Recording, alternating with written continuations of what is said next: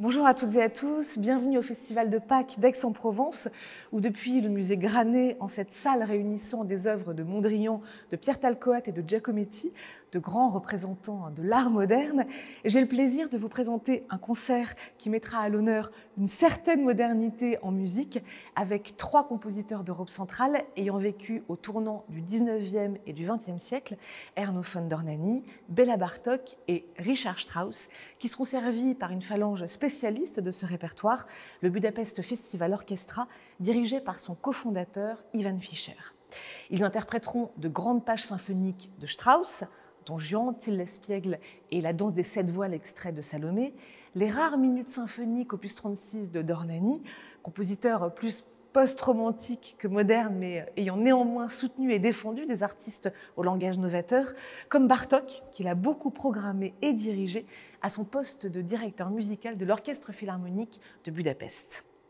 Bartók, on aura la joie d'entendre son concerto pour violon numéro 1, interprété par Renaud Capuçon, qui avait déjà joué au festival le nettement plus célèbre 2e concerto en 2018.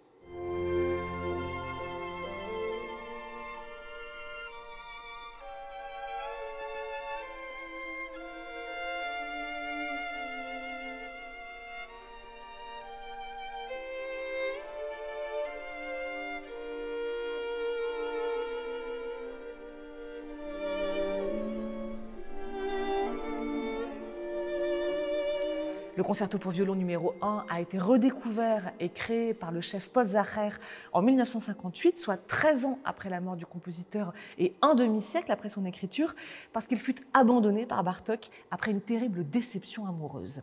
En effet, l'élan créateur de ce concerto avait été insufflé par sa passion non réciproque pour la violoniste Steffi Geyer, à qui il aurait écrit « Vos leitmotivs me hantent, je vis du matin au soir en leur compagnie, en eux comme dans un rêve narcotique. Et c'est bien ainsi, mon travail a besoin d'un opium de cette sorte, même si cela use les nerfs, même si c'est un poison, même si c'est dangereux. »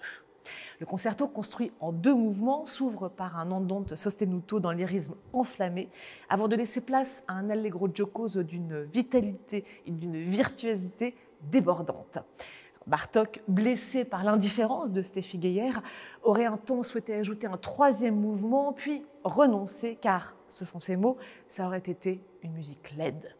L'onirisme exalté de ce concerto, là je cite Renaud Capuçon, ne cesse de le fasciner depuis son plus jeune âge.